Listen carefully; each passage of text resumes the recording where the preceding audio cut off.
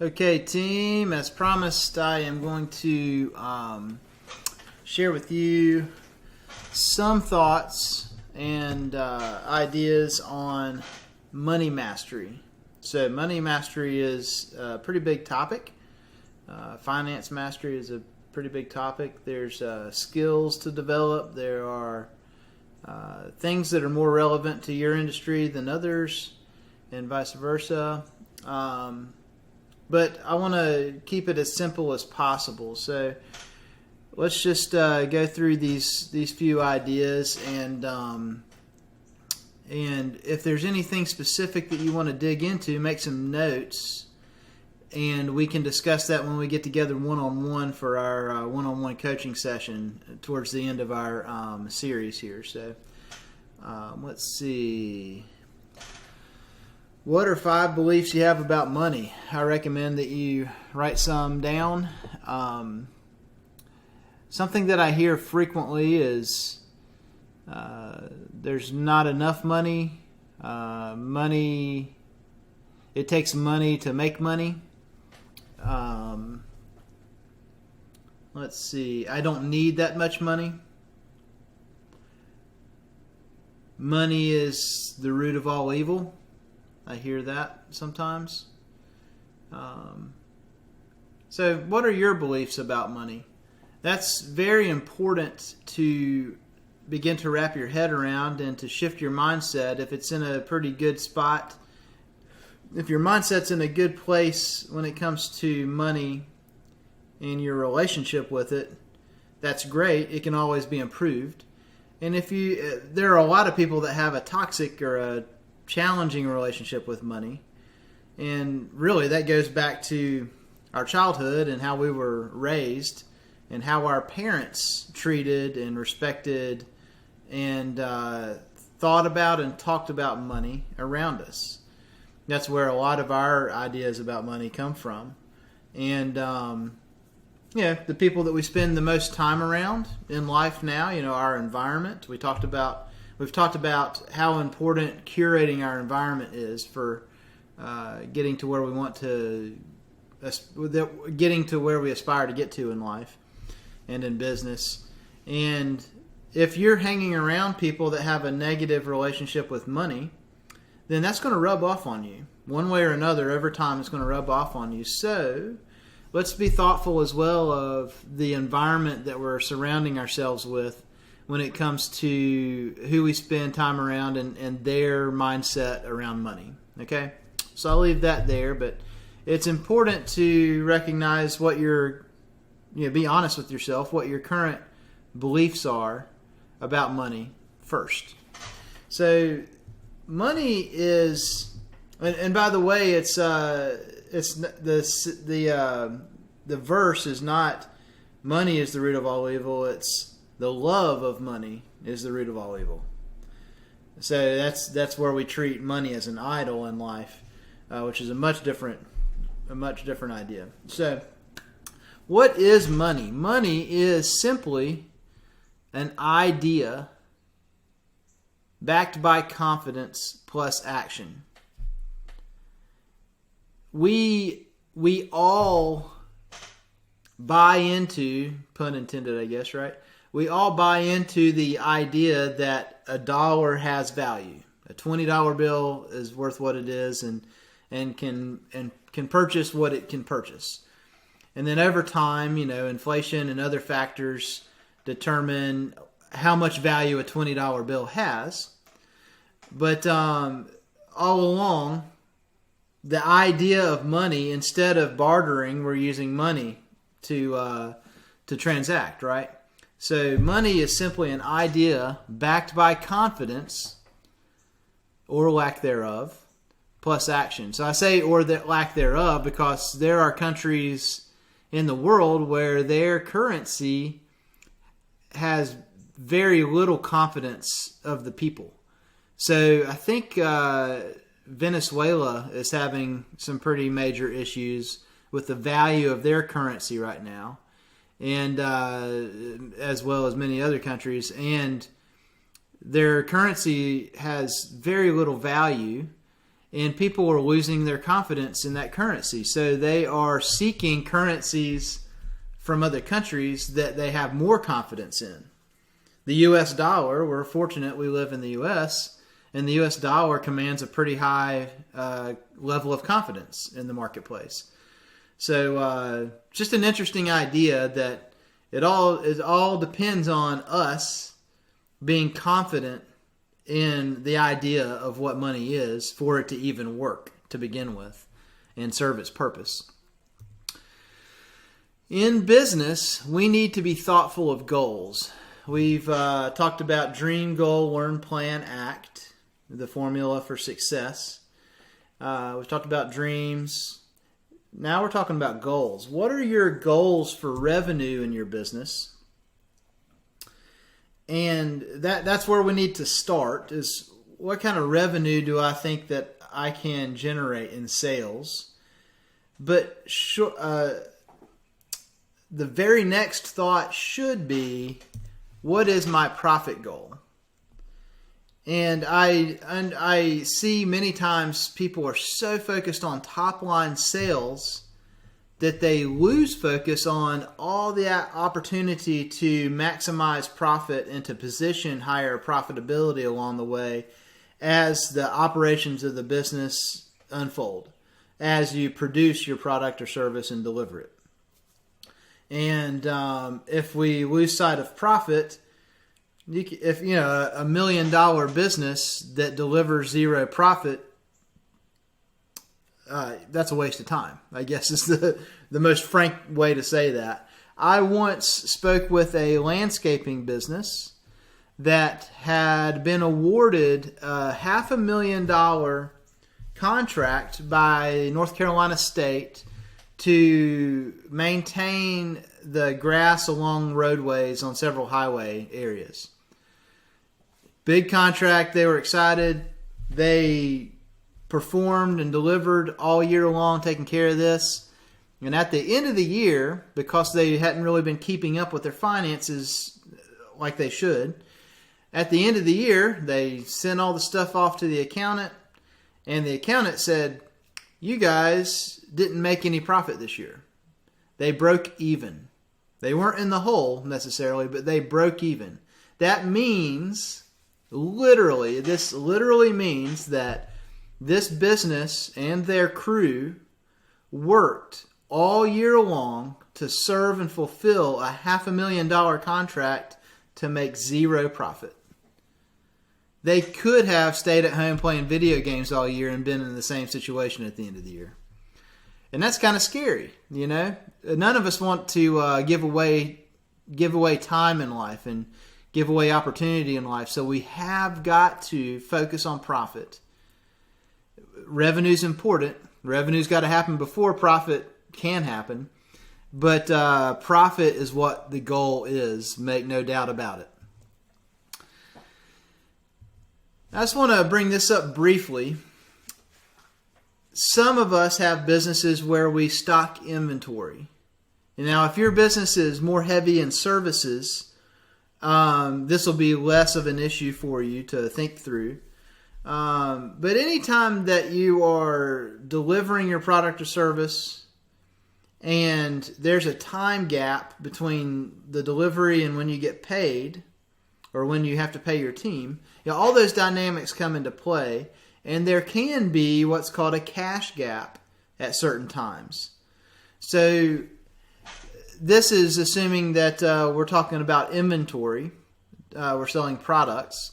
So the example here is the stock arrives. Oops. When I click, it moves. Okay. So the stock arrives here. And I hold the stock until I'm able to sell it, which happens here on day 60 in this example. Now, I've got net 30 terms, which means I need to pay for this stock in 30 days within receiving it. So I received it here.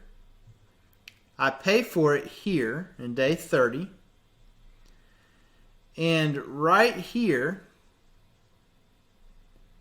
is the gap between when we paid for it and when we actually deliver it.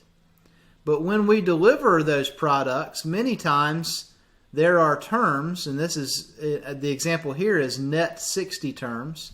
The customer that purchased that product from us, we've given them 60 days to pay for it, which means that we have a 30-day gap here after having paid for it that we're holding it.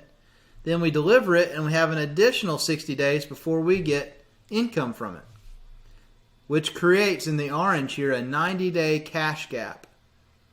Now, business is ebbing and flowing, and things are coming in and out of a business each week, each month.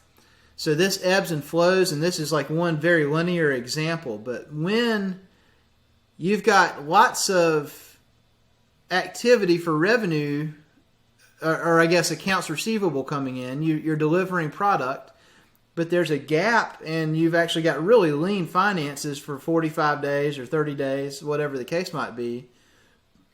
It's largely, I'm guessing that this is one of the factors that's going on. So we need to be aware of what a cash gap is and think about how we can rein in those terms, because we're in control of that. They may expect net 60 terms, but we simply can't afford to do business that way. So we need to think about, do we take it to 30-day terms, or do we go to it's due upon receipt? So basically they've got about 10 days to pay it. Those are decisions that you can make. Those are criteria that you can create for the customer relationship so that you can support the cash flow of your business, which is highly important. Now, along the way, we're thinking about KPIs. KPIs are key performance indicators, or we like to, in Action Coach, we like to call them key profit indicators, because that's really the end result that we're after. So there are financial KPIs and there are non-financial KPIs, and here's a couple of examples. And in your industry and in your business model, what are the KPIs that are most relevant? So there's a couple that are just, this is just a couple of examples to get your wheels turning on, hey, what's most important for me to measure? We cannot effectively manage what has not yet been measured. So we must measure the KPIs that are the most relevant in our business so that we can manage a better outcome over time. We can continue to improve. Hey, how can I increase the profit here? How can I create some additional efficiency here? How can I be more efficient with my time? Whatever the case might be, right? So here's just some ideas to be thinking forward on KPIs. Revenue, are sales increasing or are sales decreasing, or are they stagnant? Profits, am I making money? That's what it's all about to begin with, right? Projected cash flow. So most of our financial reporting is historical, right? We don't know what we sold until it's already happened. So our profit and loss statement, our balance sheet, our income statement, whatever you want to call these reports, and the different reports that are there for us to look at, I just lost my thought for a second. Those are historical. Now, what this is talking about is projected cash flow. Cash flow forecasting is, or pro forma cash flow, you might hear it called.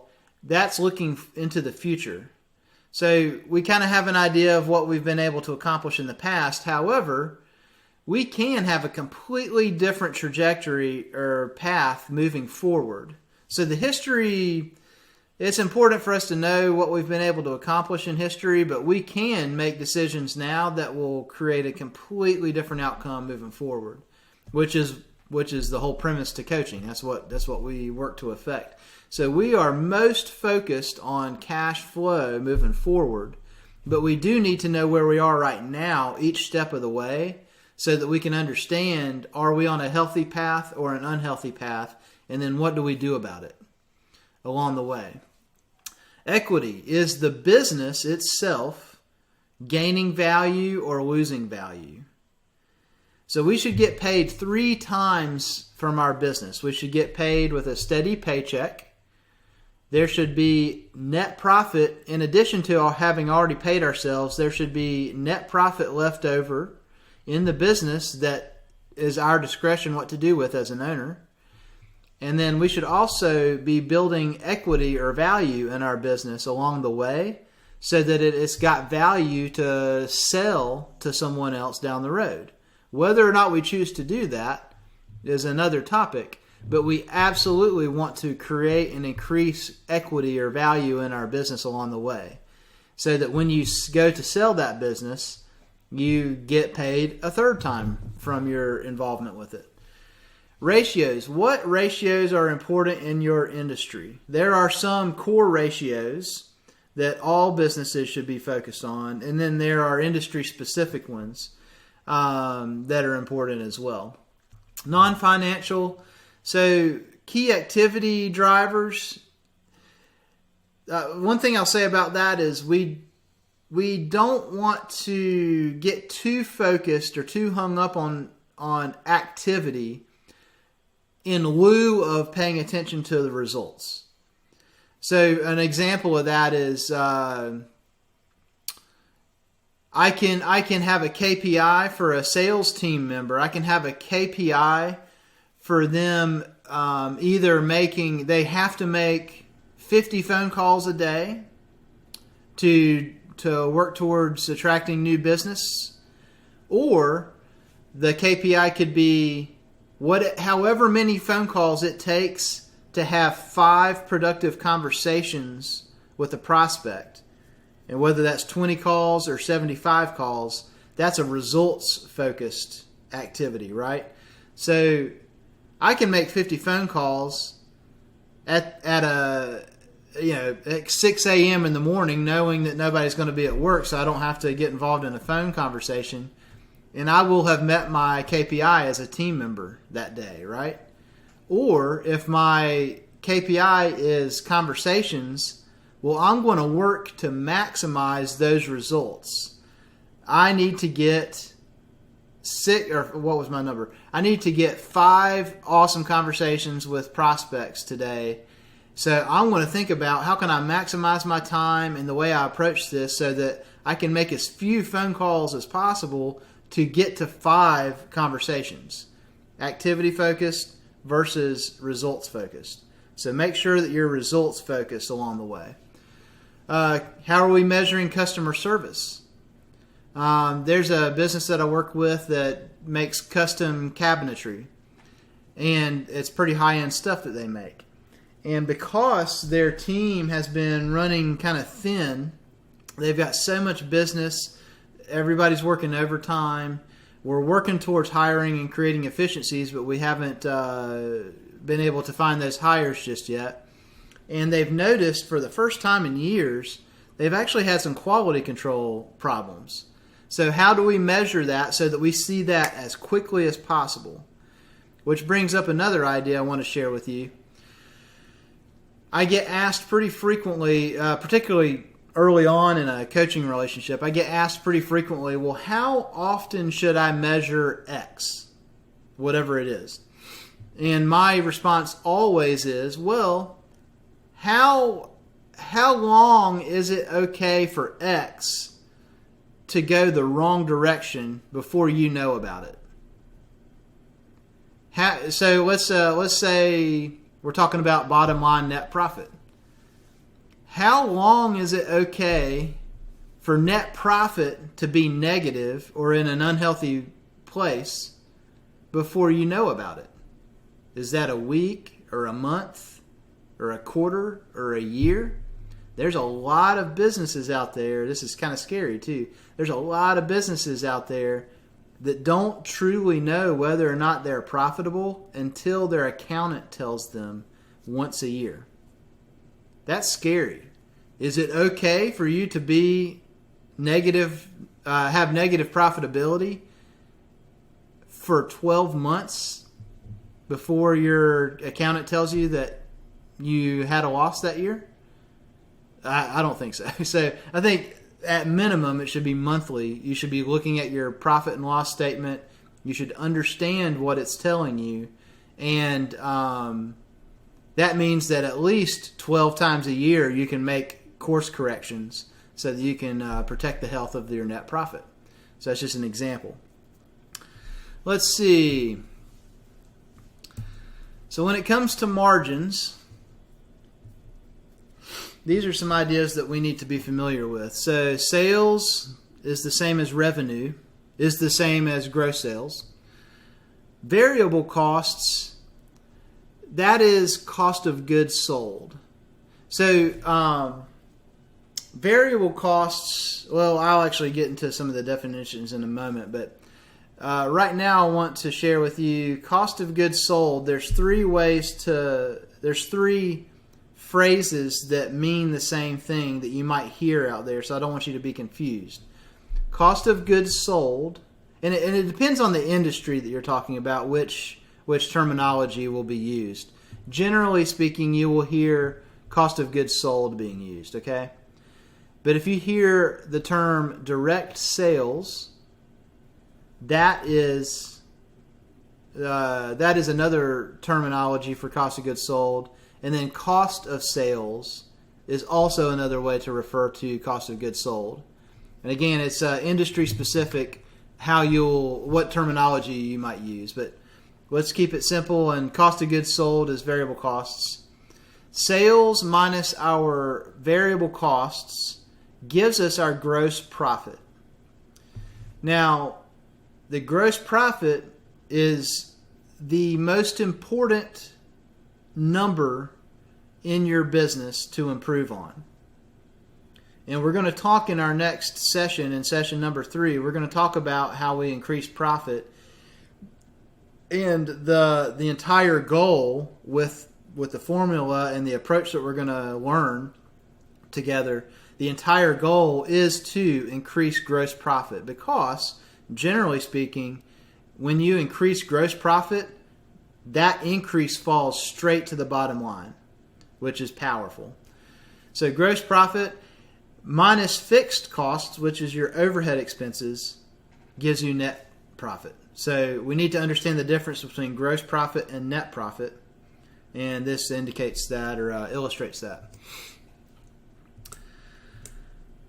So what's the difference between fixed expenses and variable expenses? This is about as simple a definition as you can find.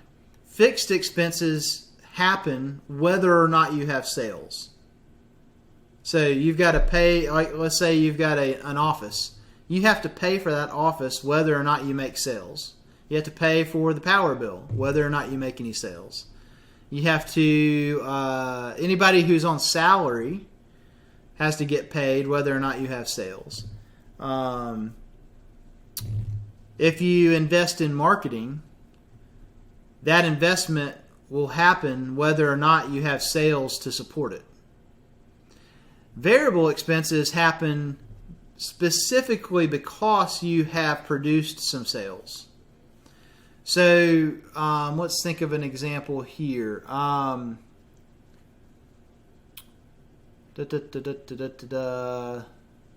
About 30 examples came into my mind, so I'm trying to choose which one to follow. Variable expenses would be, let's say you've got an auto detail business and you have soaps and waxes and towels, these types of materials. Now, you don't use those materials unless you have cars to wash and to detail, right? And as business increases and you have more sales and you have more people coming in to have their car detailed, then you're going to use more soap, more wax, and more towels, right? So that is a variable expense. The more business happens, the greater the expenses for those materials are. The same is true with labor in that case. If nobody comes in to get their car detailed, your labor expense might be very low. But as business increases and you need more people detailing cars to be able to meet demand, your labor expense increases. That's a variable expense.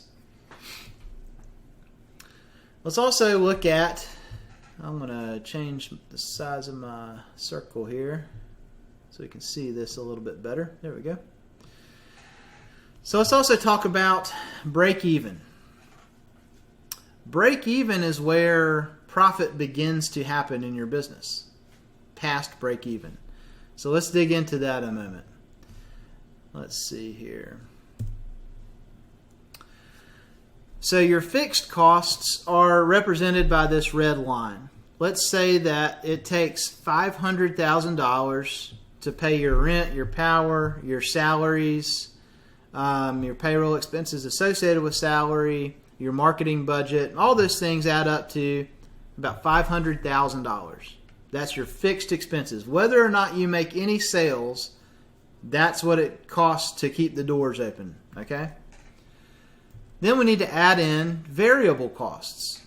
So variable costs happen when sales happen. So this line you'll see down here starts at 0 because before you've made any sales, you don't have any variable costs. But as sales increase, your variable costs increase, right?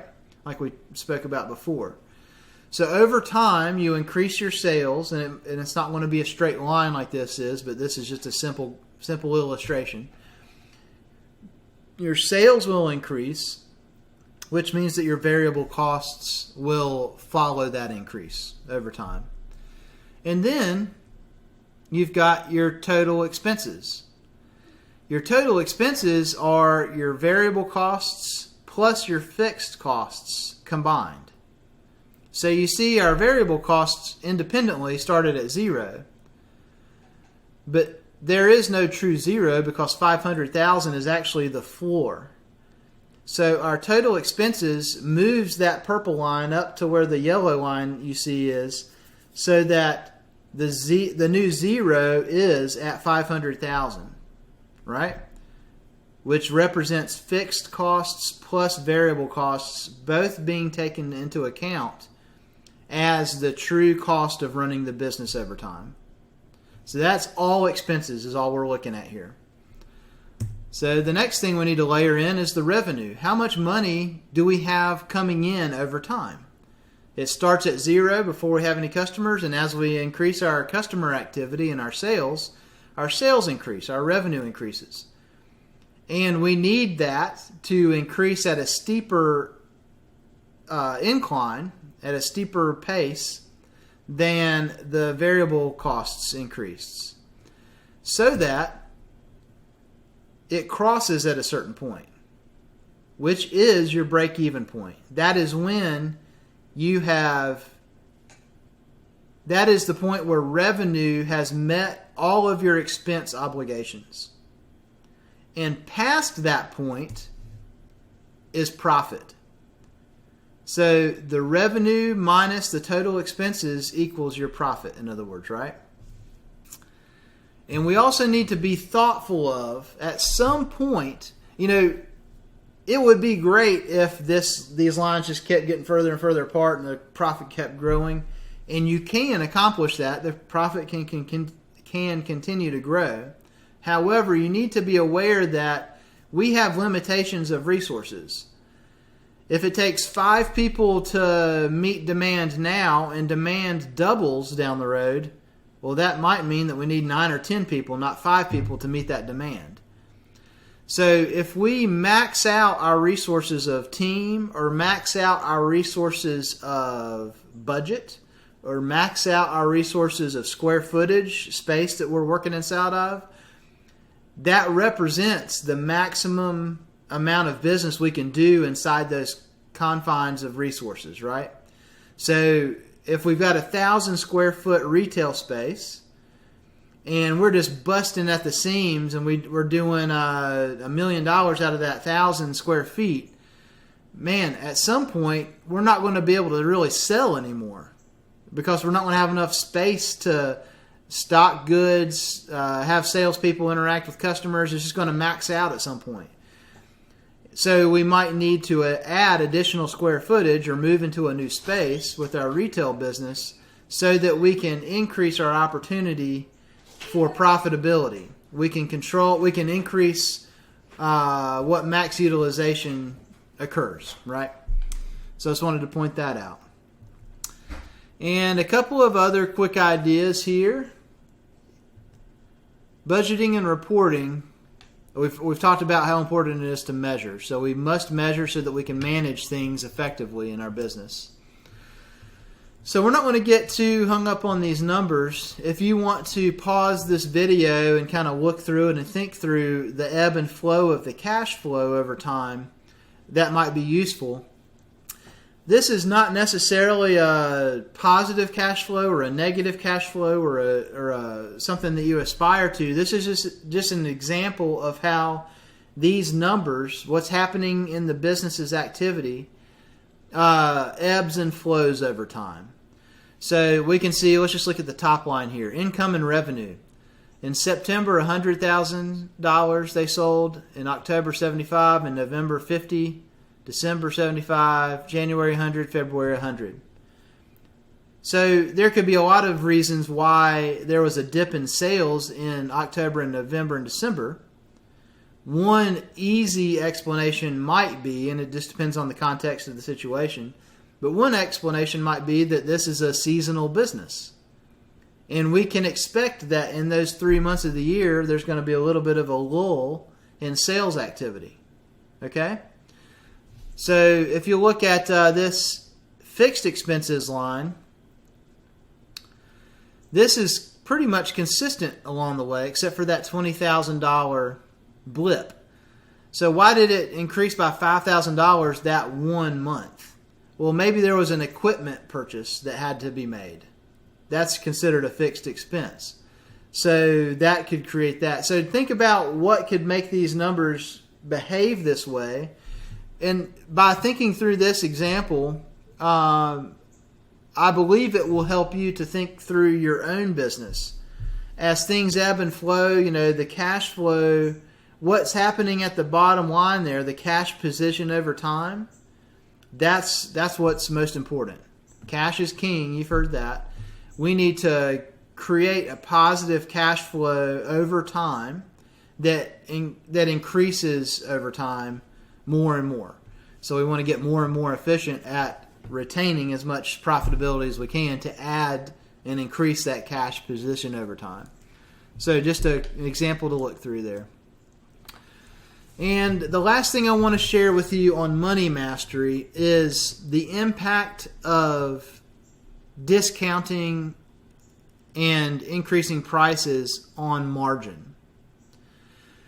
So our example here is that our product costs $60 for us to purchase. Let's just say it's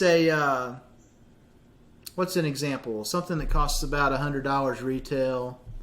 Let's just say it's a really nice shirt, okay?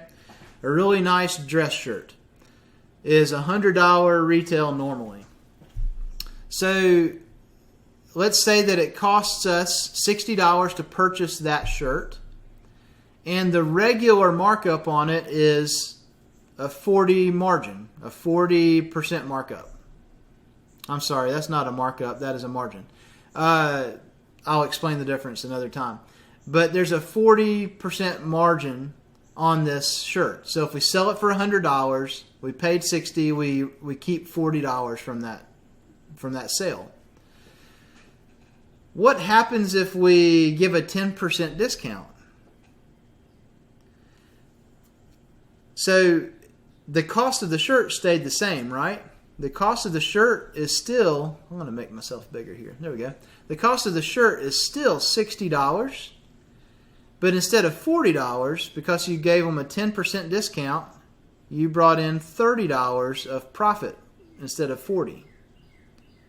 So in this case, a 10% discount on this shirt means that your profit was 25% less than it was.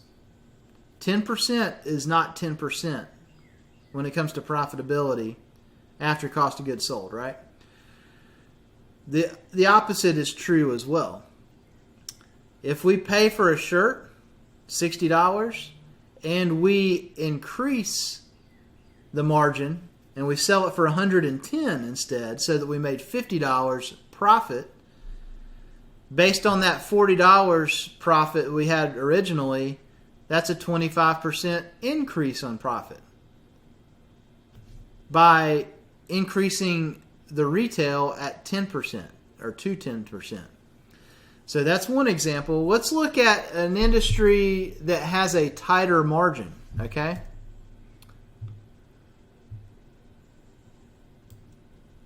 Yeah, here we go. Let's say that the shirt costed $80 and you sell it for $100, which means that you have $20 of profit from that shirt, right? If you discount that shirt 10%, what's 10 of 20? That's a 50% decrease in profit. 50%. A 10% increase on retail, a 10% discount equals a 50% decrease in profitability. You can't do that. And the opposite is also true in this example like it was before. A 10% increase, if you sell it for $110, that gives you 30 instead of 20, which is a 50% increase in profit. So that's why discounting, we never, ever, ever guide anyone to discount their product.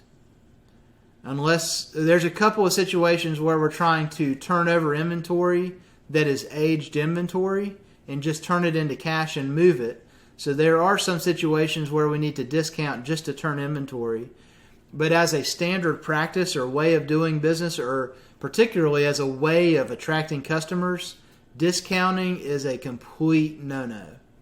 And we can talk about some ways to get around the need to discount to attract customers, because we don't want customers doing business with us because we're cheaper than someone else. That's a losing battle, a losing competitive edge that will decrease your opportunities over time. So that's what I wanted to share with you guys for finance mastery, for money mastery. And let's see, that was about 35 minutes. So thanks for sticking in there or hanging in there with me. I look forward to seeing you guys next session, and we'll see you soon. Cheers.